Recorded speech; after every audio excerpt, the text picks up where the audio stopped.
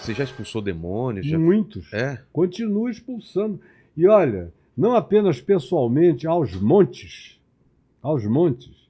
mas até pela palavra, às vezes pregando na televisão ou na internet, até o dia de hoje. Mas por que acontece isso?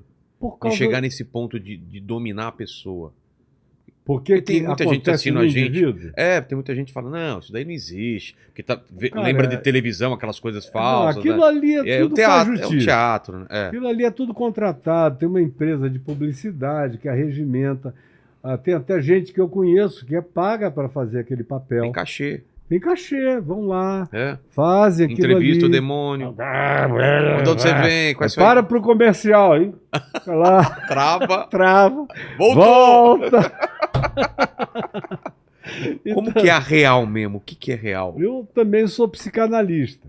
Então, desde muito cedo, meu pai notou que eu tinha um discernimento muito agudo para discernir o que era doença mental, o que era um lunatismo explicável e o que era demônio. Porque se Muito parecem. cedo. Se você não tiver discernimento, você fica tratando uma coisa como se fosse a outra. Entendi. E eu sempre preferi, desde muito cedo. Eu diria o seguinte, a minha vida já começou no primeiro mês de conversão em relação a essa coisa de possessão demoníaca, da seguinte maneira: eu estava em casa com meu pai, e aí chegou um pastor amigo nosso, que já faleceu, o pastor Israel Guerra. Os filhos dele vão nos assistir para dar testemunho de que o que eu estou dizendo é verdade. E ele chegou lá em casa e falou para o meu pai: irmão Caio, tem uma menina que chegou do interior do Amazonas agora, cheia de demônios, aqui no bairro de São Francisco. E tem uns 8 a 10 homens tentando segurá-la e não conseguem. E eles me chamaram para ir lá e eu vim chamar você para nós irmos juntos. Aí papai olhou para mim e falou: vamos lá, meu filho? Eu falei: vamos. Só que eu, muito afoito, pedi o endereço. Aí o pastor Israel me deu o endereço. Falou: chega na minha casa, vira assim à direita, vai, tem um barranco e tal. Eu peguei a minha moto, saí na frente, cheguei rapidinho lá. Quando eu cheguei, tinha uma multidão saindo pela porta daquele barranco. Falei: deve ser aqui. Aí eu perguntei: aqui que tem uma menina atacada aí de demônio? Aí disseram: é. Aí eu desci, saí correndo. Quando eu entrei na casa, a menina deu uma sacudida, jogou os homens, uns 4 para um lado, 4 para o outro, ficou em pé, furiosa, com o cabelo grande, desgranhado, aqueles olhos esbugalhados, falou com uma voz masculina, forte, gutural, para mim, dizendo: desgraçado, eu te conheço, eu te vi no Rio de Janeiro, tu eras meu e eu te perdi. Mas falando, não era coisinha da TV XYZ, como a gente já mencionou aqui. Não, era um negócio brabo. Aí eu olhei e falei: tu és mentiroso e pai da mentira, mas estás falando a verdade. Eu fui teu e tu me perdeste para sempre. E eu vim aqui para te tirar dela em nome de Jesus. Aí ela correu para cima de mim, eu corri para cima dela. Saia em nome de Jesus. Aí ela caiu para trás, aí o pessoal quis segurar. Eu falei: não toquem. Isso aqui não é na base da força, não. É poder da palavra. Que foi como a gente começou aqui, pelo poder da palavra. Eu falei: é meramente pela palavra. E aí eu falei: espírito imundo. Ela falou: nós somos muitos. Sejam quantos sejam. Sai dessa menina e não voltes mais. Aí ele estribuchou para lá, para lá e pou. Aí saiu. Quando papai e o pastor Israel chegaram, a menina já estava livre. Eu já estava em conversações com ela, ensinando o evangelho para ela, como é que, foi outra coisa que a gente falou no início, como é que ela podia se defender. Sim. Qual era o escudo que ela tinha que vestir. Que senão volta, né? Qual era o mais valente. Eu falei: olha, esse valente, bem armado, que estava tomando conta de você, foi expulso pelo mais valente que me habita, que é Jesus, o ressuscitado de entre os mortos. É ele que tem que morar no teu coração. Assim como em mim não tem nada que entre, que penetre aqui, eu sou impenetrável. Você também pode se tornar. Agora, você vai ter que me explicar algumas coisas.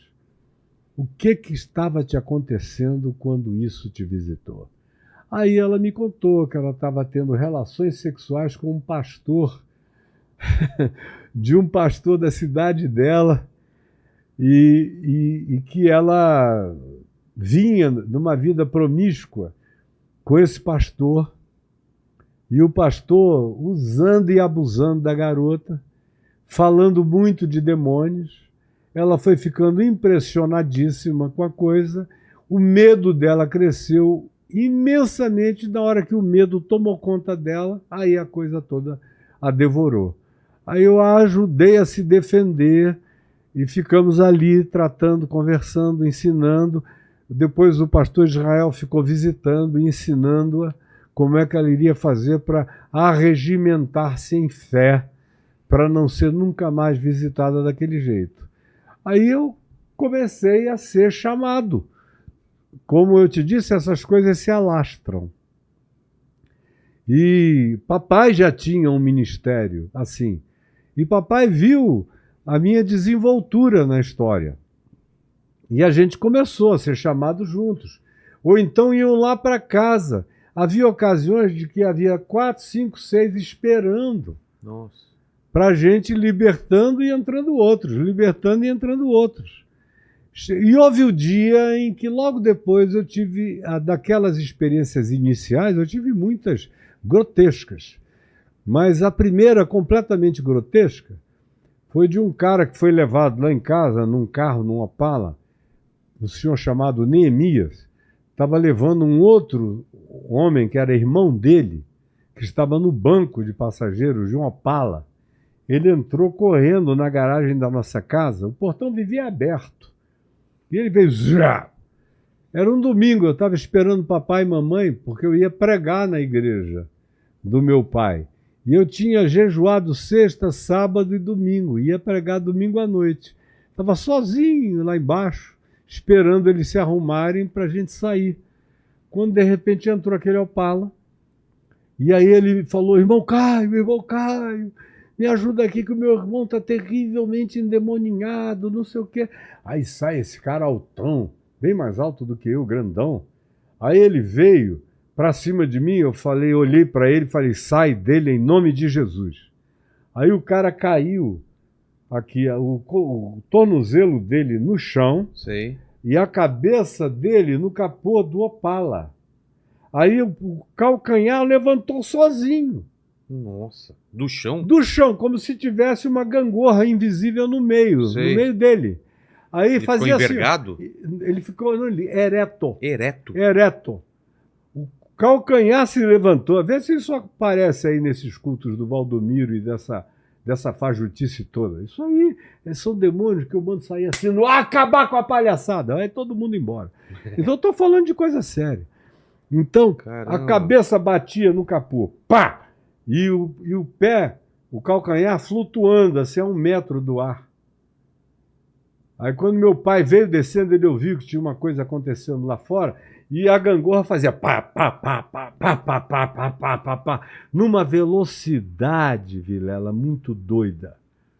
Eu já tinha visto muita coisa maluca na vida, mas nada até então igual aquilo. Eu era novinho na fé. Então, repreendi em nome de Jesus, o bicho saiu, quis voltar, e eu fui impedindo, assim como quem se põe na frente. Não vai entrar em nome de Jesus, não vou deixar. Está proibido, está proibido. Aí o cara ia querendo, eu digo, não vai. Ia segurando, e quando ele tinha essas intermitências, eu jogava Jesus para dentro. Evangelho para dentro, fé para dentro. Eu digo, toma posse disso. Toma posse disso com a tua lucidez, com a tua consciência. Não abre a guarda, não baixa a guarda.